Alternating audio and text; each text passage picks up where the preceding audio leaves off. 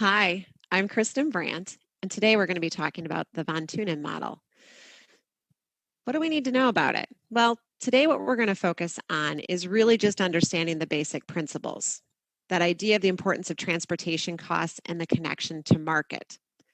But if you've tuned into some of my other videos, you know I have to start with a mental map. So I want you to think of a state that is elongated. It is on the west coast of the United States, sometimes referred to as the Sunshine State. Do you know that they actually produce more dairy products than Wisconsin, even though Wisconsin's the dairy state? What state am I in? California. So we need to explore that a little bit further. And so let's take a look at this model. So what are we going to learn? I think we probably figured that out, right? We need to figure out what is the von Thunen model. And the reason I pause on this is because this is a model. It is not a be-all end-all, which we're going to explain in part 2 video. So right now I need you to just focus on let's understand what's happening here. So in the 1800s, a German farmer started documenting what he saw happening around him. He took a look at a single market, goods such as dairy and fresh produce right outside of that market. He then took a look at the next ring of these forests and questioned, why are those there? Then we look beyond there and we would see fields of corn or grain. And then even further, we saw animals and livestock. So what we really want to do is focus on why there. What is the relationship to that market? So trying to take it away from those rings for a second and coming back to what are each one of those zones. So previously, we've talked about the difference between intensive versus extensive. So I need you to keep coming back to this is all about the market. How close are we to the market is going to impact how much money we're going to spend. Think bid rent, right? Land is more expensive near the market, less expensive as we move away. We also take a look at kind of just that cost. We're going to spend more money and labor in zone 1 closest to the market. And as we move further away, we're not going to spend as much. When we look at these rings, what we're assuming is everything is the same as we move through those rings. That'll become important when we get to video 2. So what we want to do next is we want to dig into each one of these zones and start to understand what is that relationship between the market and the goods. Let's look at some examples. We're going to start with the market. So in the 1800s, von Thunen was talking about a single market where we took our fresh produce, where we took our fresh here you're also seeing some seafood, but our fresh goods were kind of that center point. And so the idea of this is where we're going to bring our goods to sell. When we talk about freshness, in particular, we need to be closer to the market, and that's going to be our next ring. The market also is going to be for us to sell our other goods, but let's hold on to what that might look like. So the ring closest to the market. This is where we're going to find more perishable goods. Think your fruits, your vegetables. So when we talk about those goods, think about the 1800s, they didn't have a long shelf life. We needed to be able to get them to the consumers as quickly as possible. Dairy at that time, I don't know. I think if you heard in one of the other videos, I talked about my friend that was on a dairy farm. If you've ever been around unpasteurized milk, you know that smell. It needs to be close to the market so that we can get those goods to people while they're still fresh. When we talk about transportation costs, at this time, transportation costs would have been really high if we were too far away. And so we needed to be as close as possible, and we were willing to spend more money on the land. So what's right outside that? The second ring from the market is our forest. Now, some of you are probably going, That doesn't make any sense today. Correct. And we're going to explore that in the next video. But during von Thunen's time, this forest was used for building products. And so because lumber is so heavy and they were not using trucks such as this, they needed to be near that market where the people are living so that we could maximize our costs.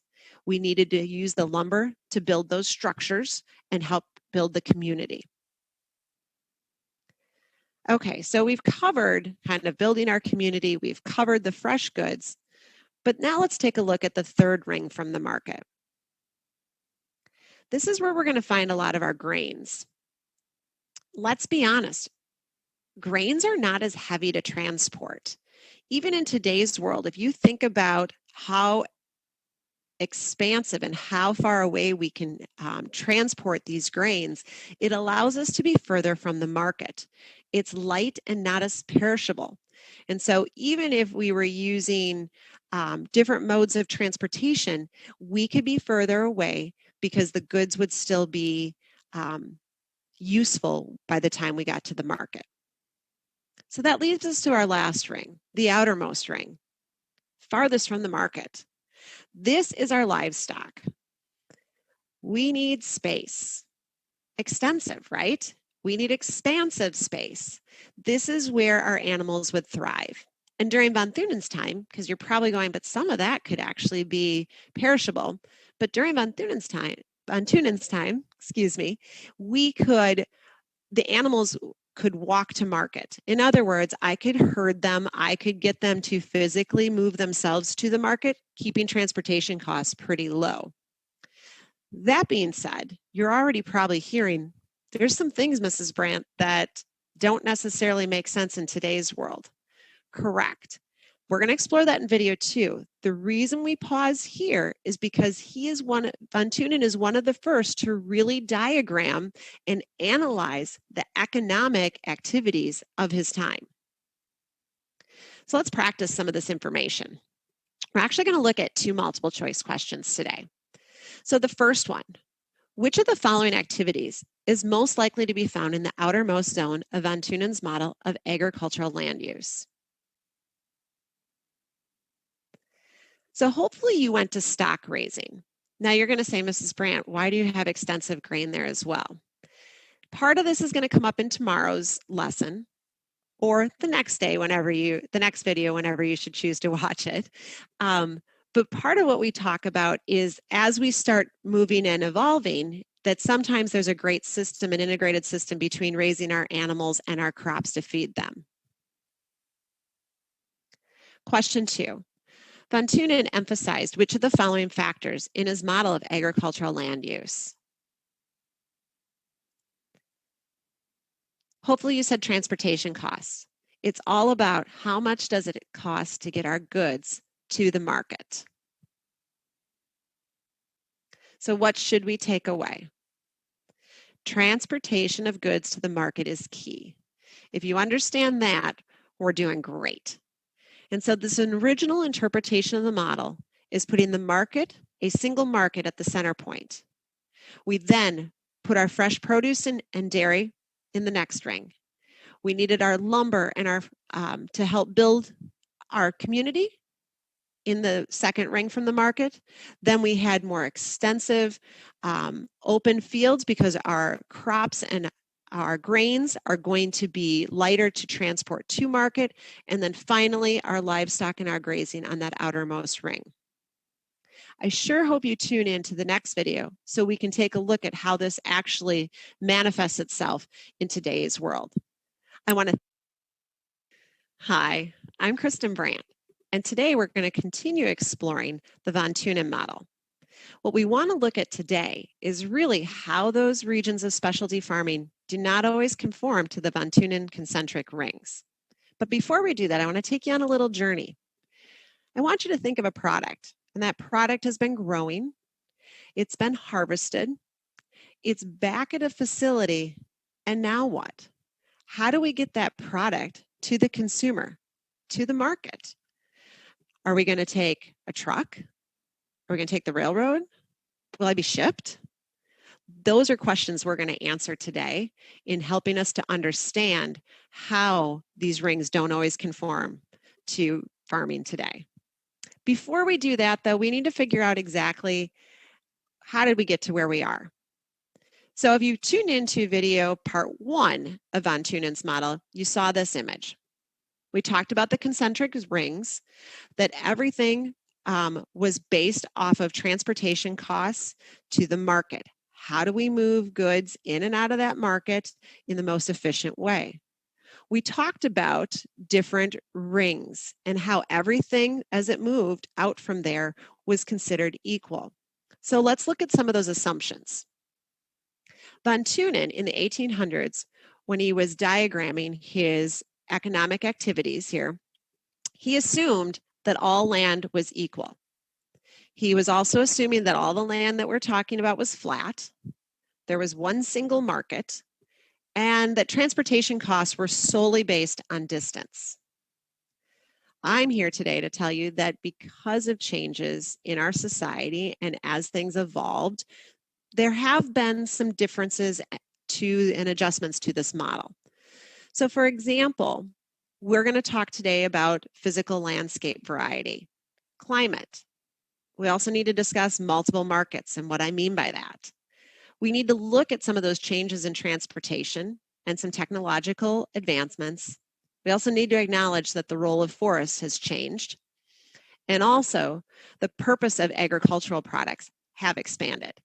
At the end of the day, I don't just need to consume all the food that, for example, talking about corn, it has multiple uses in today's society.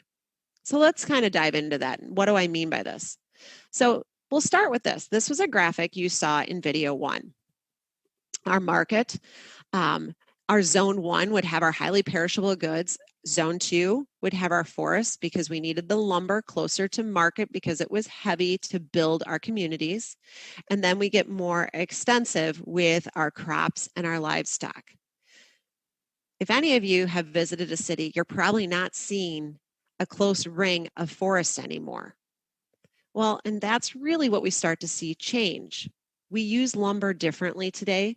We've also used most of it as we're moving, as our cities are growing. And so we've had to shift where that lumber comes from. And so we still, in a lot of cases, are going to see fresh produce and dairy closer to those markets, but not on top of them. And then we see more extensive practices kind of spreading throughout the countryside. So we're going to dive into this with some examples. The first example that I want to take a look at is the physical landscape. Take a look at the world here. You should see different elevations. It's not all flat. Access to water is not all equal. That's going to definitely impact what can be grown, how it can be grown, and where it can be grown.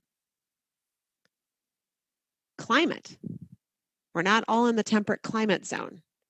We have a lot of variety. And so we know when we get into that subtropical zone, for example, we know this is where we're going to find a lot of our fruits.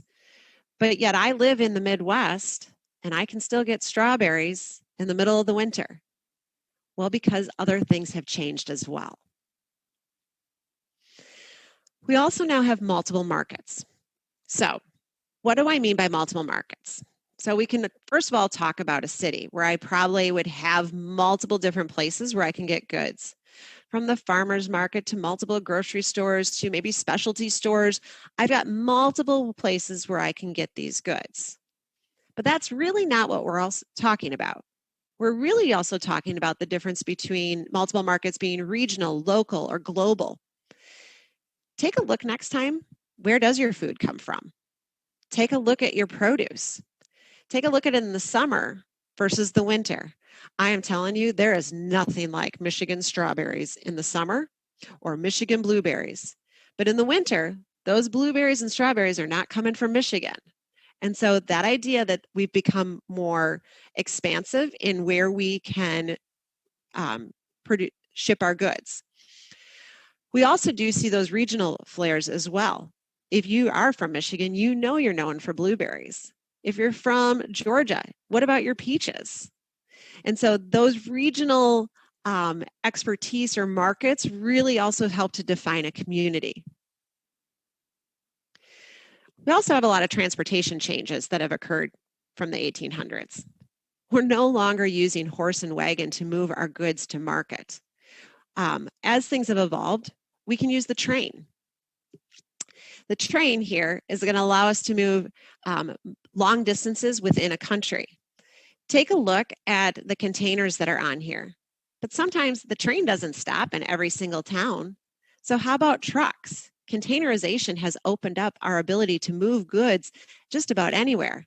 And I don't know about you, but lately I feel like I see trucks taking goods all over the place. You're never going to travel the same. You're going to see these container trucks everywhere.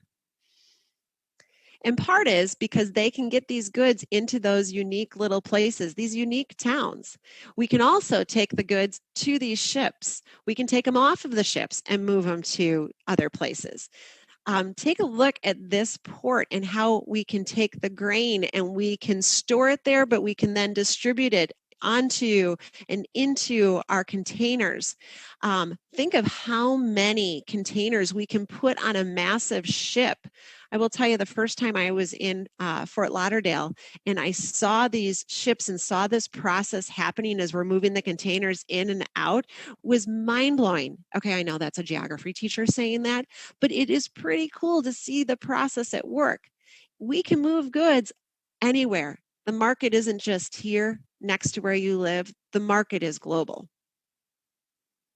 And why? Part is these advancements in technology as well. Things are not as perishable because we can use preservatives to help things last longer. Have you ever looked at the expiration date of some of the goods in your refrigerator? I mean, we can always tell when milk goes bad. And let me be clear, I always look to try and buy one that has the latest expiration date before I put it in my fridge.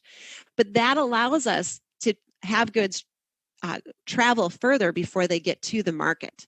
Refrigeration also helps that we can travel farther because we can keep stuff cool as it's moving to the market. So we just looked at how von Thunen's model has evolved over time and different items that have impacted those changes. Let's practice and see how that might play out in an AP question. So for example, we might actually see something in an FRQ. So we're not going to focus on every single question here, but real quick, the drawings to the left, what you'll see are these agricultural activities. And so in X, you would say, okay, this has got to be closer to the market, perishable goods. Y would be farther from the market. We need more space. But what we wanted to focus on today were factors that explain why these land use patterns today differ than those that were developed by von Thunen model in 1826. So things that we would talk about. First, we'd probably identify, and we could say things such as, we had advancements in technology. Refrigeration, now here's where the discuss comes in. Refrigeration allows us to transport goods further, thus cutting down on land cost if we can be farther from the market. We could talk about multiple markets.